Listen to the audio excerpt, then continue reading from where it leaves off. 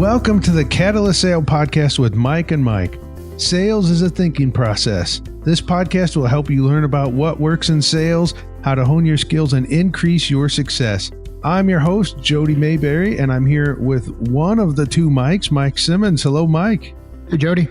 Now, every week I say Catalyst Sale Podcast with Mike and Mike. The two Mikes are the founders of Catalyst Sale, and we're lucky enough to have Mike Simmons here with us every week. And one of these weeks, I'm going to slip it in and say Catalyst Sale Podcast with Mike and Jody. I bet a couple of people would laugh at that. Well, Mike Connor wouldn't be one of them, though. So we'll leave his name there. Mike, I have a listener question for you this week. I know how much you love these. Awesome. Our question comes from Ann from San Diego. And Ann mentions how she knows from listening to the show that Catalyst Sale has opportunity to work with a lot of different organizations.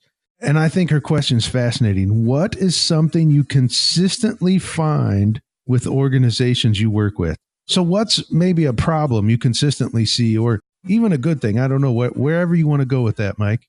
Well, so I mean, consistently, each of the organizations that we've had a chance to work with, they are committed to their customer base. They're committed to their audiences. They've got a need that they've identified in the marketplace, and they've either put together a product or a service or a solution that addresses that need.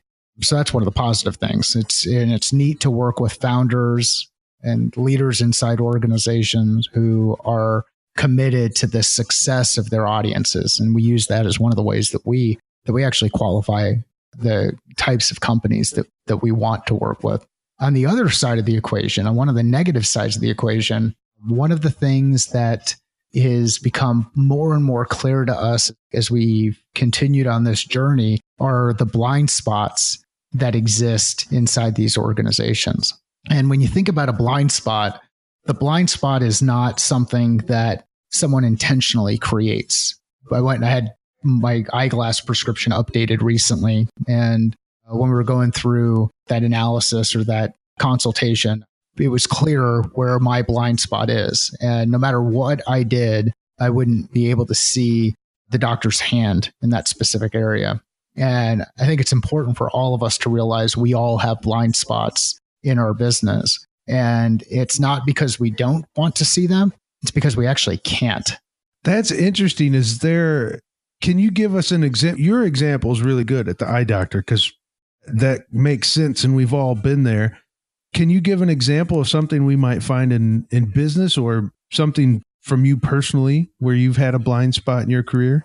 Yeah. So, I mean, the biggest one is usually just not being able to take the perspective of the customer. So you stay so focused on this thing that you want to deliver to the marketplace, this need that you're going to address. And having a blind spot here or having a high level of focus is actually a good thing in that it helps you stay the path that you want to with the organization. But where the risk comes out is you could end up developing a product or developing a solution or developing a capability that doesn't necessarily align with what the market is looking for. And one way to address the blind spot, and we'll go back to the doctor instance, that doctor could see where my blind spot was. They could see all of the information that was in that blind spot. And Jody, if you were in the room, if you were in the room at the doctor's office, you would have seen that piece or that thing that was in my blind spot. So one way to overcome blind spots is to gather additional perspective. And we've got to be really careful here because many times when we surround ourselves with a lot of people who believe in the ideas and the concepts that we're talking about, and they're passionate about the product and they're passionate about the market, we create our own organization blind spots because we start to operate inside this echo chamber. So I think this is one of the more valuable services that we provide inside organizations. And that's being able to come in and take an outside perspective, an outsider's perspective, kind of a beginner's mind approach when working inside an organization. We can ask a lot of those questions that the organization may no longer ask. The other thing we do is we talk with customers and we ask them the question about why they use the product or how they use the product. And we start talking to other people who are like those customers. So a surefire way to overcome these blind spots is to engage with others. And I think we've said this a couple of different times in a couple of different ways, but you should never fail alone. So ask for help, ask questions, leverage your network, lean on others who have walked a similar path at one point or another. I have a story that I think really helps illustrate blind spots, Mike. You're familiar with the biggest icon of the Forest Service, I assume. Who do you think I'm talking about? That would be Smokey Bear. That's right. And you said it right. Smokey Bear. Most people say Smokey the Bear. And I was in the most people category until I heard your podcast where you talk about Smokey Bear instead of Smokey the Bear. That's right. The Park Leader Show for Smokey's 70th birthday, I teamed up with the U.S. Forest Service. We did an episode about Smokey Bear. Well, there is an old song because everybody calls Smokey Bear Smokey the Bear. There's an old song by the name of Smokey the Bear. And I didn't want to include that in the podcast because it's wrong. So some friends of mine, a band from Nashville, Wild Ponies, they re-recorded the song just to include on that podcast. Only they took the word the out of it. Saying exactly the same way, only it's Smokey Bear instead of Smokey the Bear. And I played it for my family. And all 3 members of my family, not counting me, heard the song and then swore Smokey the Bear was in the song. Even though it wasn't, they never once heard it, but they just assumed they would hear it. And so they swore they heard it. And it was never there. And it just makes me think how often something like that happens. We assume something is going to happen, or we're used to when we do this happens, and we don't even truly pay attention.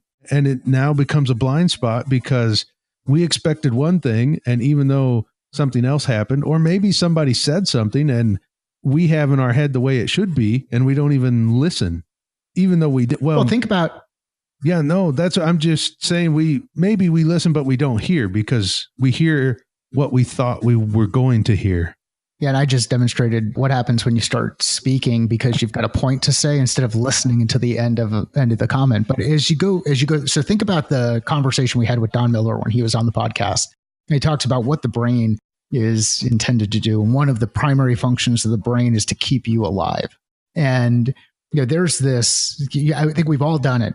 I could be driving home on the freeway from the office to our house, and as I'm driving on the freeway, there's so much stuff that I could get caught up in sensory overload, from trees to rocks to cars to whatever. Yet there are time periods where I don't even remember driving the last 2 miles. And you just get yourself into that kind of autopilot mode.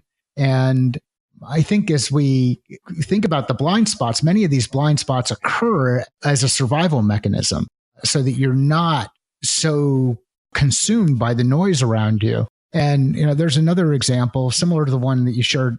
There's a video out there where, and we'll find the video and we'll include it in the show notes, but it's the video where the instruction is to count the number of basketballs and the number of times they're bounced over the course of the video. And as everybody is focused on the basketballs, people don't see the bear that walks across in the background because we're so focused on the thing that our mind is telling us to stay focused on. So to bring this back into things that we can do inside our business to avoid these blind spots, lean on your network, lean on others who've done work like this before. Ask them some really direct questions about what they're seeing in the business and how they're seeing your business apply and how you're seeing things change within the customer base, and go through the use cases. Because if you do the work, if you take the perspective of your customer, you can avoid getting yourself into scenarios where you just miss the obvious. Well, you've hit on a point that I was going to make sure that I asked about. And I'm sure we want to correct our blind spots, but part of the problem is we often don't even know that we have them. Unless somebody points them out, we don't see them because we're blind to it. I could have played that song to my family 10 times. And if I hadn't said, no, it's Smokey Bear, not Smokey the Bear, listen to this, they would have heard Smokey the Bear every time, even though it wasn't there. So that's, I think, where we need to turn this is, okay, well, I hear what Mike Simmons is saying. I probably have blind spots, but I don't even know what they are or where to look for them. If that's the case, Mike, how do you, and you did touch on this, but How do you go about that? How do you start to uncover what your blind spots might be? Well, I think one of the big things you can do is be careful about bringing people in your organization who are just going to toe the company line and are always going to say yes. If you've got those folks inside your organization, yeah, they can help with scale and they can help move the organization forward. But if they're not transparent, if they're not sharing their perspective, you're losing the benefit of their potential creativity. So if you're in a room and everybody in the room is saying yes, yes, yes to something, find the person inside the room who can say no, or make sure that it's part of your culture that someone says no, because it's with that no question or with that no observation that you can potentially reveal some of the things that you're not seeing inside your company and or help you maintain a level of honesty when it relates to your perspective of the organization. I think the other thing that's really important, and we've hit on this a couple of different times here, but know that everybody has blind spots. You're not unique. As much as everybody's a special snowflake these days, you're not unique when it comes to blind spots. Everybody has them. And I would actually caution anybody out there who says, I don't have blind spots, to lean on other members within their team and see if they can help you identify those blind spots. Because if you don't have them, you may have some that are even bigger and are creating more risk than you really want to. I would also give a caution here that if you are not open to candid feedback, if you're a little defensive, well, first of all, you're probably not listening to this show if you're not into self-improvement and making yourself and your career better. But if you're a little sensitive about that, perhaps be wise about who you select to get that feedback from, because you're very likely to get it. And sometimes it can hurt, Mike, when you find out what your it'll help, but it'll hurt a little bit in the beginning to find out what your blind spots are. Yeah, it's tough to feel vulnerable, right? I mean, like, we want to think that we're all really good at what we do and that we're always doing the best and we're always operating with the best intentions. But know that there are things that exist. There are things that will happen in your business that you just can't see because they happen to fall in those blind spots. Your mind is not allowing you to see some of those risky areas.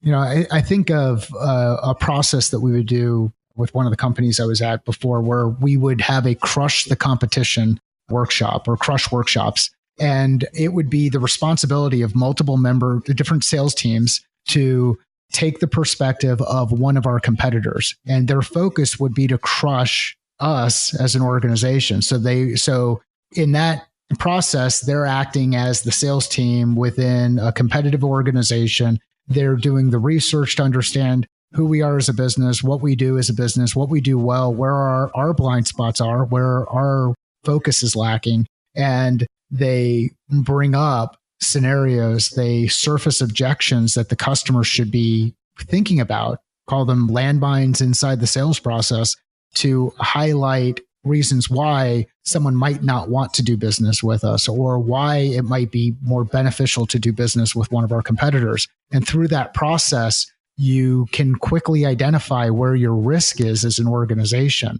So maybe something to do is consider creating some of these SWAT teams inside your organizations that take on the role of your major competitors and start competing with you in an environment where you can identify some of the things that you may not be aware of.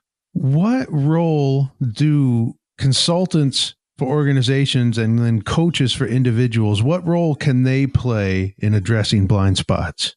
Yeah, and that's a softball question. So thanks for asking. I mean, I know that we have a consulting practice, and so for those of you who don't want to hear this, just turn off, and you can pick back up next week. Yeah, I think the role of consultants that consultants play in these scenarios is that they can come in with an unbiased beginner's mind perspective that is really hard to find inside an organization. We are not tied to the political baggage that occurs inside the organization. When someone brings me into an organization or brings our company into an organization, they bring Mike and I and our team into an organization, they should have a high level of trust in our ability to uncover things that were not apparent to them. And we have a high level of transparency with those organizations because we're not getting a paycheck from them on an every other week basis. We don't have to work with everybody inside that organization on a consistent basis. And many of them, I mean, it's where we've not run into a situation yet where we've worked with a company where they've said, no, we need less of you guys. So I think we're bringing good value to each of those discussions. But the advantage to leaning on a coach or leaning on a consultant is that they can draw attention to things that you wouldn't see, and they don't necessarily have that same mindset inside the organization where they might be intimidated by a charismatic leader inside the company who's focused on who's signing the checks. I look at it, our role is to help those organizations identify areas of risk and gaps and come up with solutions to address those gaps. Well, here's another softball question for you then, Mike. Hopefully, as we learn about Blindspots and then what Catalyst Sale can do, how can we find out more? Tell us how people, if they're interested in talking with you and Mike about Blindspots and consulting and what you can do, how can they go about that? I mean, the best way to do it is go to the Catalyst Sale website, and we continue to update the information on that site, share customer testimonials and feedback that they've had after working with us for a period of time. So that's an easy way. Another way is to go back through the back episodes of the podcast, and you'll find out that there are some consistent themes in the information that we put out in the marketplace. And that's us. If we're anything, we're pretty consistent.